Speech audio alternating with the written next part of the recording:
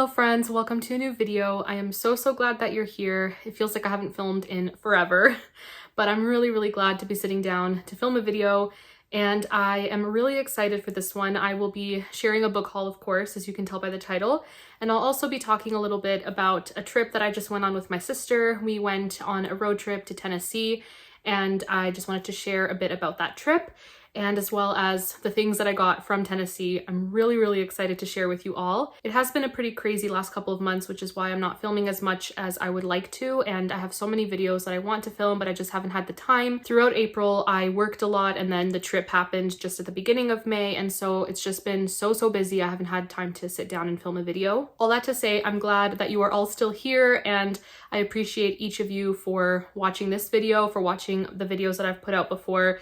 It really means a lot. I really love this community. I'm just so grateful for all of you.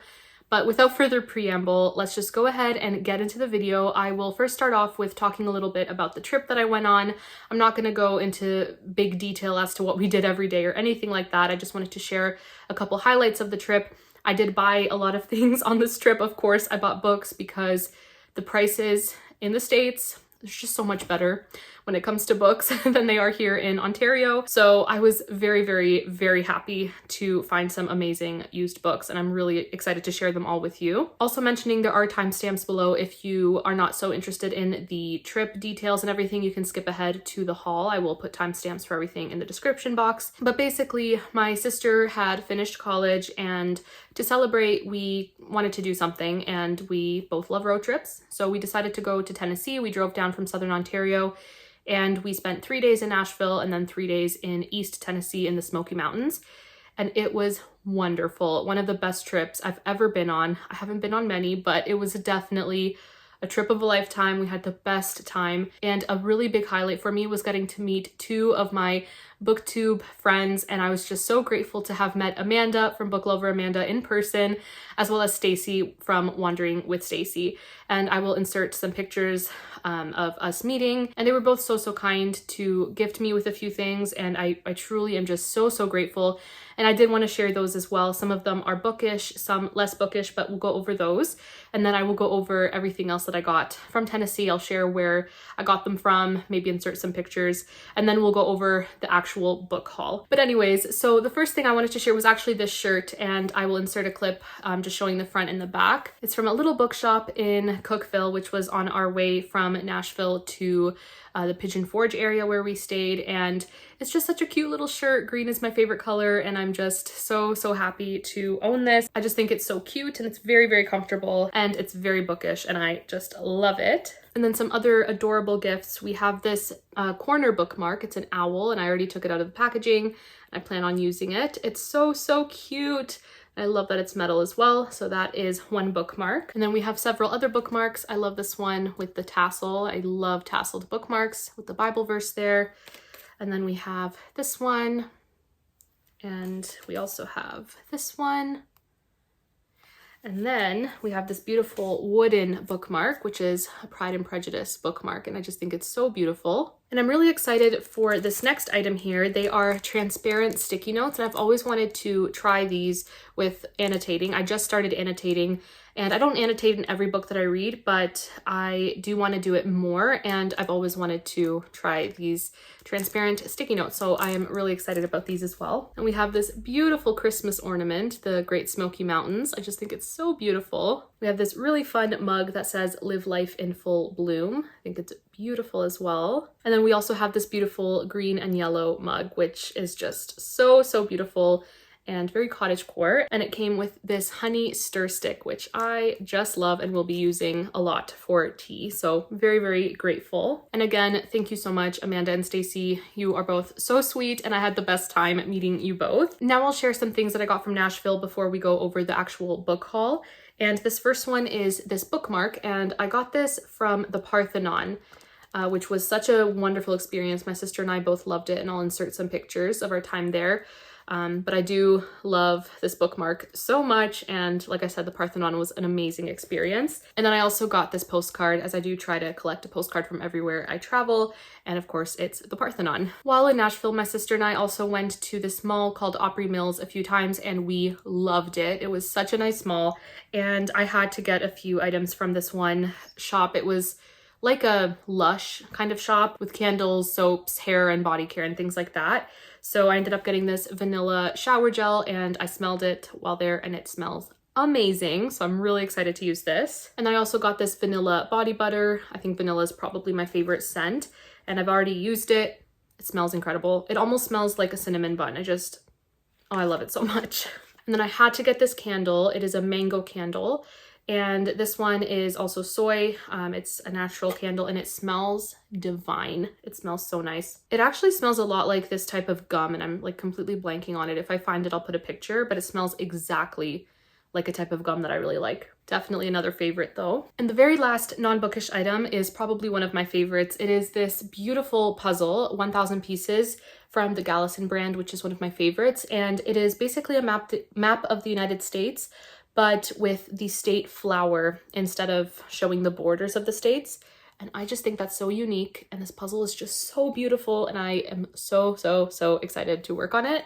I think it's stunning, so really excited about this one as well. And this one, if I'm not mistaken, I got from Hobby Lobby, which the fact that we don't have Hobby Lobby in Ontario, that is just unacceptable.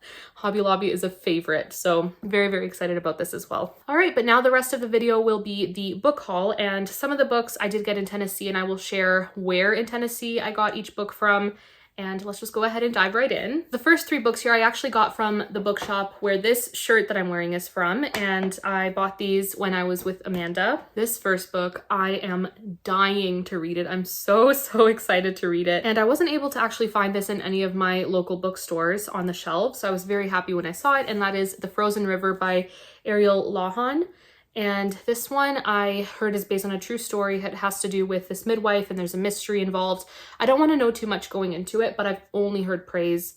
I've heard it's very hard-hitting and very intense, and just a very captivating book. So I'm very excited to read this. This definitely has a lot of elements that I think will work very well for me, especially the midwifery aspect. I love that, so very excited. That's also historical fiction I forgot to mention. And then another historical fiction is Only the Beautiful by Susan Meissner.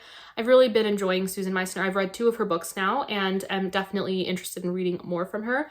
And this is, I believe, her newest release. And it is, from what I see, a dual timeline with California 1938 and Europe 1947. It says, a heartrending story about a young mother's fight to keep her daughter and the terrible injustice that tears them apart. I don't know too much else, but I'm very interested in this book as well, and I'm really glad that I found it. And I also just could not pass up getting Tress of the Emerald Sea by Brandon Sanderson. This one, everyone has heard about it. It's described as inspired by The Princess Bride. Brandon Sanderson wrote this story for his wife. It's supposed to be kind of lighthearted and just a fun time, and I'm very excited to read this as well. I think he's a wonderful writer, and I'm looking forward to it. I also did get this bookmark from that bookshop. This is the front, and then the back. So cute. And then they also did put this sticker into the bag, which I did not actually buy, so I was really happy to find that in there, but really cute sticker. While in Nashville, my sister and I also visited McKay's, which that store was an experience. We could have stayed there for hours and hours. Wow, it was incredible. We found a lot of DVDs for ridiculously cheap prices, and we got a lot. I did get 8 books from McKay's, and again, the prices were incredible. This first one here is Dr. Wardle's School by Anthony Trollope. I want to read everything Anthony Trollope has written, and I heard this one is a really fun one, so really excited. We do have a couple Agatha Christie's. We have After the Funeral, which I did not have, as well as They Came to Baghdad, and this one's a bit pricier, but I was still very happy to find both of these. I want to read everything by Agatha Christie. Really excited about these. Next, for 50 cents, I found The Trumpet of the Swan by E.B. White. I think I did read this as a kid, although I don't remember much about it. But I love Charlotte's Web by him, and I need to read more, so very excited for this. We also have Lorna Doone by R.D. Blackmore, and I have heard a lot of good things about this classic. I don't really know what it's about, but I know a few booktubers who have read it and really enjoyed it. and I believe it's set in the 1600s. I don't know when it was written. So it says it was first published in 3 volumes in 1869. So it's a Victorian classic, but set in the 17th century, around the turbulent time of Monmouth's rebellion, which I know nothing about. But I have heard great things. I do love Victorian classics, so I am definitely looking forward to it. I also found 2 books in the Poldark series, which I have read the first 2 books of the series and do want to continue. And the 2 that I found are The Four Swans, which I believe is book 5. And I also found The Black Moon, which is book 6.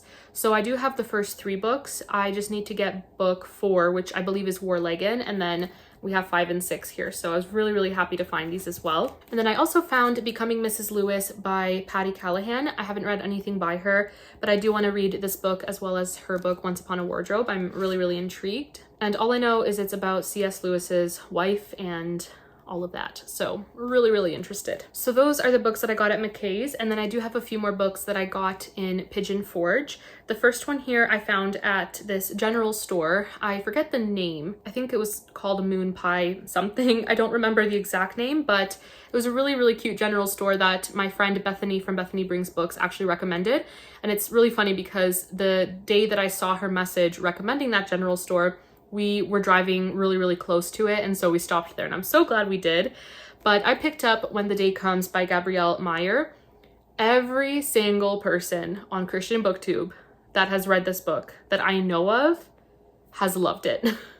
And I'm very nervous to read it. It is time travel. It is also told in first person, which isn't always my favorite thing, but with all the praise that it's been getting and each book in the series is just loved so much, I do want to give it a try. And it was $8.99, which is not too bad. So really, really excited for it, but very nervous. My sister and I, while in Pigeon Forge, we also went to the Titanic Museum, and wow, that was an experience. Probably one of my favorite things we did in Pigeon Forge, but I feel like everything we did was a favorite. The trip was just wonderful. But the Titanic Museum was such an experience. I felt quite emotional going through it. We had like an audio device that we listened to throughout the tour, and it had some of the survivors speaking, and it was just incredible. A wonderful experience. And I had to get a book from the gift shop, and that is The Second Mrs. Astor by Shanna Abbey. Not sure how to pronounce her name, but this book has received a lot of praise, and it is about a couple. It's based on a true story. It says, a mesmerizing novel of historical fiction from New York Times bestselling author. The Second Mrs. Astor tells the sweeping real-life Titanic love story of Madeline Force, who became the teenaged bride of one of the world's richest men and triumphed over tragedy and heartache. I'm very, very much looking forward to this book, and I'm so glad I got it. My sister and I also visited Books A Million, and I did get a couple of books from there. So the first one here is A Million Little Choices by Tamara Alexander.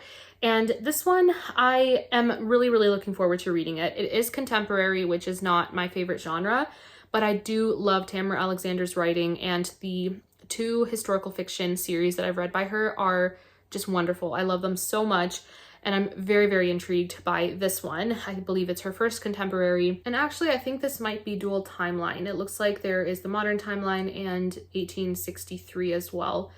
But I've heard it deals with some really, really difficult topics, and I just love her writing, so I'm very, very excited to read it. I also had to get this classic from Books A Million, and that is The Way We Live Now by Anthony Trollope. This book is huge, but it's Anthony Trollope. I love Anthony Trollope so much, and I've heard this one is wonderful, so I'm very, very excited to read it. Maybe for Victober, we'll see. So those were the, I think, 15 books that I got in Tennessee. But I couldn't pass up any of these, especially with the prices for the majority of them. I just don't have the best luck with book shopping here. I do most of my book shopping online for a reason, but very, very happy about these books. We do have some more books to go through. That was not the entirety of the haul. I've been acquiring quite a number of books the last couple of months since the last book haul that I filmed. I think that was in March. But yeah. We have some more to go through, so let's just do it. This first one I've already shared a couple times, but I did want to mention I recently got The Major Works by Alfred Tennyson and have been very slowly making my way through this. I'm not rushing through it. I'm just going to take my time, read some poetry every now and again, and just enjoy my time with it as I have been. About half of this haul are classics, so I'll just continue with those.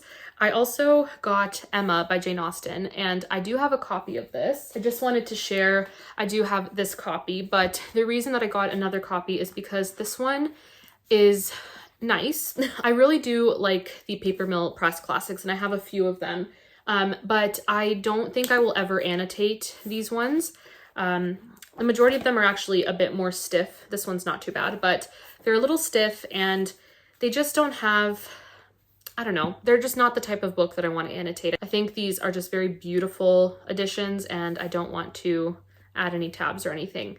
But my goal is to annotate more. And so the next time that I reread Emma, I wanted to read it out of an edition that I can annotate.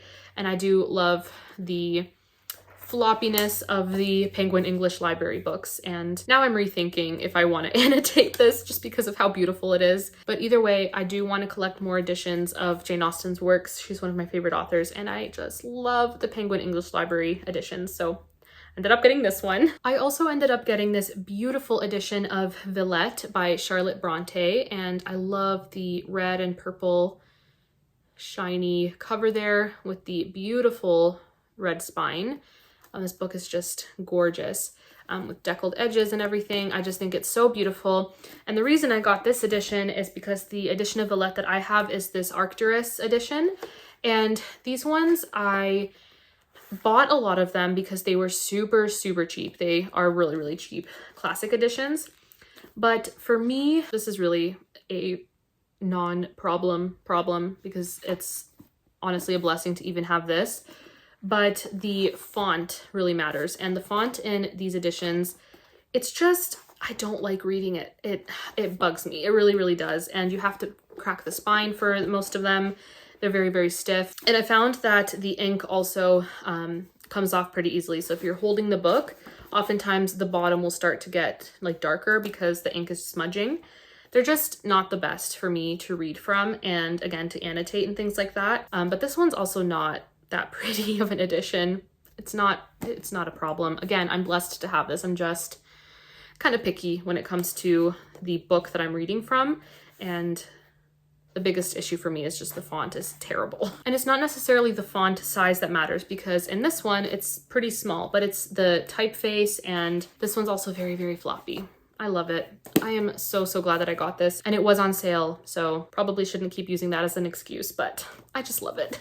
I'm also collecting more of the Oxford World's Classics editions, which are actually my favorite classics edition ever.